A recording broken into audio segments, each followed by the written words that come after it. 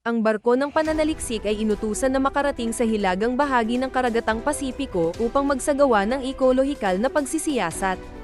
Ang pangunahing tauhan na si Sofia ay ang responsable para sa misyong ito. Ang kanilang layunin ay sundan ang isang gray na pating na may tag. Ngunit hindi nila alam na ang kanilang buhay ay malalagay sa panganib. Habang ginagamit ni Sofia ang sonar upang magsagawa ng scan, natuklasan niyang malapit na ang target. Sa hindi inaasahang pangyayari, lumaki na sa 7 metro ang haba ng pating mula sa dating 2 metro.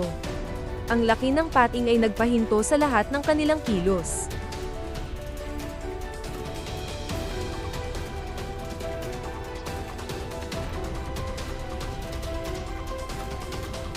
Sa natitirang lakas, nakaligtas si Sofia. Lumipas ang 3 taon at ang lahat ay nagbago. Si Sofia ay nagpalit na ng propesyon at ngayon ay isang tagapagpaliwanag sa isang aquarium. Ang trahedya ng nakaraan ay nag-iwan ng malalim na sugat sa kanyang damdamin. Ayaw na niyang pag-usapan pa ang mga pangyayari noon. Subalit, sa kanyang pag-uwi, isang batang babae na nagngangalang Mika ang tumawag sa kanya. Si Mika ay miyembro ng isang pribadong organisasyon para sa pangangalaga ng karagatan. Nabanggit niyang natagpuan nila ang signal ng pating mula sa nakaraang insidente, at ngayon ito ay papunta sa Ilog Seine.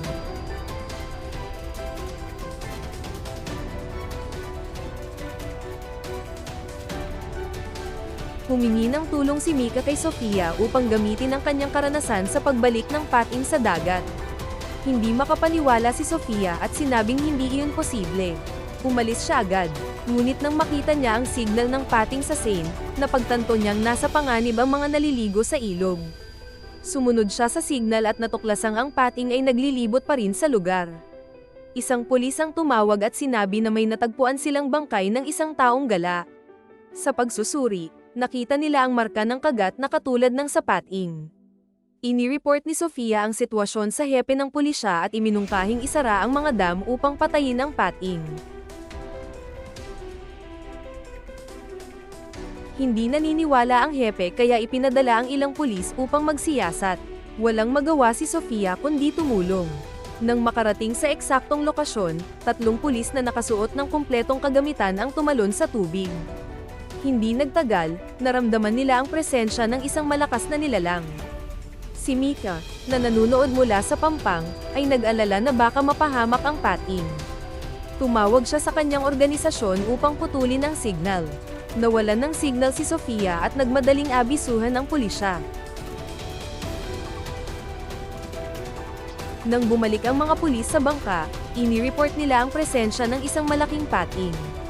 Napagtanto ni Sofia ang lahat nang makita niya si Mika na umalis. Napagdesisyonan ng pulisya na isagawa ang investigasyon nang wala ang suporta ng hepe. Kinaumagahan, sinubukan nilang kumbinsihin ang mayor na isara ang ilog ngunit walang nangyari. Sa nalalabing oras bago ang triathlon, nagpa siya ang mga pulis na harapin ang pating gamit ang kanilang sariling kakayahan.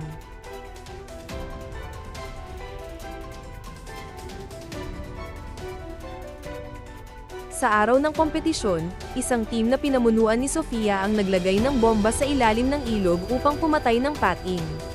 Sa di inaasahang pangyayari, napansin nilang hindi lang isa kundi maraming pating ang naroon. Sa isang matinding bakbakan, maraming pulis ang nasawi bago nila napasabog ang bomba. Bagaman tila ligtas na ang lahat, ang isang malaking pating ay nakaligtas at patuloy na lumalangoy patungong Paris.